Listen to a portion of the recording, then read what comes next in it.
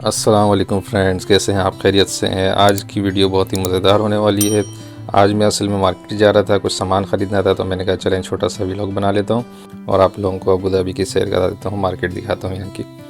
तो बहुत ही मज़ेदार होने वाली है। आज मैंने एक स्वीट भी बनाना था, तो मैंने कहा उसके लिए सामान मुझे कुछ चाहिए था, तो इसलिए मैंने उसके लिए निकल रहा था। तो चलें स्टार्ट करते हैं अपनी गाड़ी, ये हमारी कार है और मार्केट जाते हैं। ड्राइविंग के दौरान वीडियो अलाउ नहीं है, तो इसलिए मैंने कैमरा ऑफ़ कर दिया था। यहाँ पर सिग्नल ऑफ़ है, तो इसलिए मैंने थोड़ा सा सिग्नल दिखा दिया। रूल रेगुलेशन यहाँ के बहुत स्ट्रिक्ट हैं, कैमरे लगे होते हैं यहाँ पर, फ़ौरन कैप्चर करते हैं और बहुत बड़ा फ़ाइन आ जाता है।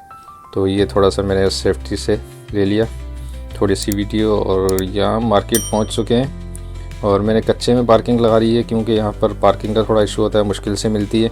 तो यहाँ कच्चे में थोड़ा इजी पार्किंग मिल जाती है, इसलिए मैंने यहाँ लगा दी। ये मॉल है छोटा सा हमारे घर के करीब, थोड़ा सा अच्छी सुपर मार्केट है। यहाँ से सामान थोड़ा सस्ता भी मिल जाता है और अच्छी क्वालिटी का भी मिल जाता है। हर सामान यहाँ पे इजीली मिल जाता है, इसलिए मैं हमेशा यहीं पर आता हूँ। तो यहाँ पार्क करेंगे गाड़ी को और चलते हैं अंदर, और फिर मैं आपको दिखाता हूँ। ये सारी चीज़ हैं। मुझे एक चीज़ और क्रीम चाहिए थी, कंडेंस्ड मिल्क चाहिए, तो और ये चॉकलेट चिप चाहिए थे मुझे कुछ गार्निशिंग के लिए, और मिल्क चाहिए। कुछ सामान मेरे पास घर में मौजूद था और कुछ मैंने यहाँ से परचेज़ कर लिया है। ये मेरी शॉपिंग हो गई। ब्रेड वगैरह मैंने ले ली थी, वो ले ली। ये केक शॉप है और ये बीच में हनी वाला है, यमनी हनी, और जड़ी बूटियाँ वगैरह सारी इनके पास मिलती हैं।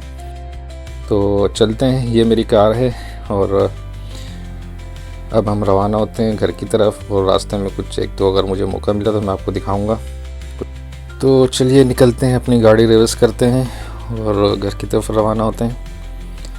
अगर मौका मिला कहीं पर सिग्नल स्टॉप हुआ तो फिर मैं आपको कुछ व्यू दिखाऊंगा यहाँ के। यहाँ रास्ते में एक कॉइन बिल्डिंग आती है, अलदीर टावर है, अलदीर बिल्डिंग। तो ये देखिए, ये अगर आप जूम करके मैं थोड़ा सा दिखाता हूँ, अगर आपको नज़र आए, कॉइन बिल्डिंग के नाम से यहाँ मशहूर है, अबू धाबी में बहुत मशहूर है। तो ये देखें आप, शायद आपको थोड़ा विजिबल हो यहाँ से।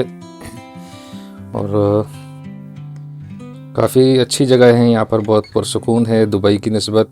दुबई थोड़ा क्राउड है यहाँ पर, देखें ना ज़्यादा ट्रैफिक होता है और ना बहुत ज़्यादा लोग भी नहीं है, बहुत लिमिटेड क्राउड होता है यहाँ पर। तो फाइनली हम घर पहुँच चुके हैं और अब मैं आपको दिखाऊंगा कि हमने आज क्या बनाना है। तो चलिए अपनी रेसिपी स्टार्ट। तो आज हम ये स्वीट बनाएंगे, यूएई की बहुत फेमस और बहुत ही अच्छी रेसिपी है ये, आप इसको ज़रूर ट्राई कीजिएगा। स्वीट है, बहुत फेमस, बहुत इजी तरीके से तैयार हो जाती है ये।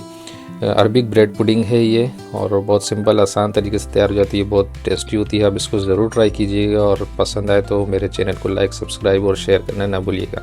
और कमेंट्स करके ज़रूर बताइएगा कि आपको नेक्स्ट वीडियो कौन सी देखनी है, आप कौन सी रेसिपी देखना चाहते हैं। तो चलिए स्टार्ट करते हैं अपनी रेसिपी। यहाँ इसके लिए मैंने ले लिया है 1 लीटर मैंने दूध लिया है, इसको हम अच्छे से बॉईल कर लेंगे। नॉर्मल टेम्परेचर पे इसको बॉईल करना है, हाई फ्लेम पे करेंगे तो नीचे से जल जाएगा। और यहाँ मैंने थोड़ा सा दूध लिया है, एक बाउल में 1 कप के बराबर आप दूध ले लें, और इसमें कस्टर्ड पाउडर डालेंगे 1 चम्मच।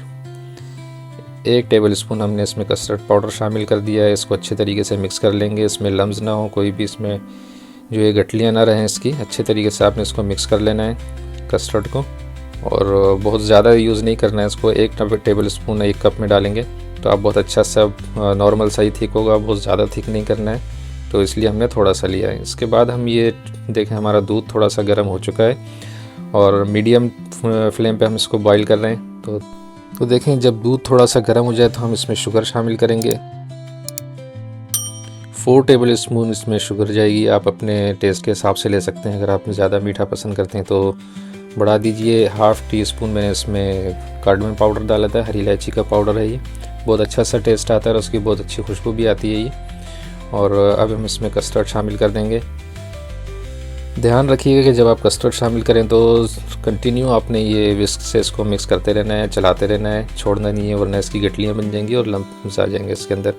थोड़ा सा इसमें ज़ाफ़रान डालेंगे, ऑप्शनल है, अगर आपके पास अवेलेबल है तो आप डालिए, वरना स्किप कर दीजिएगा। और इसे हम एक जग में निकाल लेंगे। ये हमारा दूध और कस्टर्ड रेडी हो चुका है, तो और बहुत अच्छा सा इसका आया, खुशबू बहुत अच्छी आ रही है इसकी इलायची की। तो ये बिल्कुल आपने थिक नहीं करना है, इसको नॉर्मल रखना है, बहुत ज़्यादा पतला भी नहीं हो, बहुत ज़्यादा गाढ़ा भी नहीं हो। तो इसको मैं एक जग में निकाल लूँगा और उसके बाद हम इसमें छोटे छोटे मेरे पास बाउल्स हैं, इसलिए मैं इसको जग में निकाल रहा हूँ ताकि ये साइड्स में कहीं गिरे नहीं। अगर स्पून से किसी चीज़ से डालूंगा तो वो गिरेगा साइड में। और ये मैंने जो ब्रेड ली थी उसको मैंने इस तरह जो मेरे पास छोटे छोटे कटोरियाँ बाउल हैं उसके हिसाब से मैंने इसको गोल गोल कट कर लिया। अगर आपने इसको बड़े उसमें डालना है तो आप इसको स्क्वायर में भी साइड कटिंग करके उस तरीके से कर सकते हैं। पहले हम एक इसकी ब्रेड की स्लाइस रखेंगे, उसके ऊपर थोड़ा सा ये पोर्श करेंगे, हमारा जो कस्टर्ड था ये इसके ऊपर डालेंगे। उसके बाद हम सेकंड लेयर रखेंगे ब्रेड की। ये देखें इस तरीके से आपने करना है और बहुत ज़्यादा भी नहीं भरना है, इसको नॉर्मल रखना है क्योंकि दूध गर्म है, कस्टर्ड हमारा गर्म है, तो बहुत अच्छे से ऑब्जर्व हो जाएगा और बिल्कुल सॉफ्ट हो जाएगी हमारी, बहुत सॉफ्ट और अच्छी सी ब्रेड पुडिंग तैयार होगी।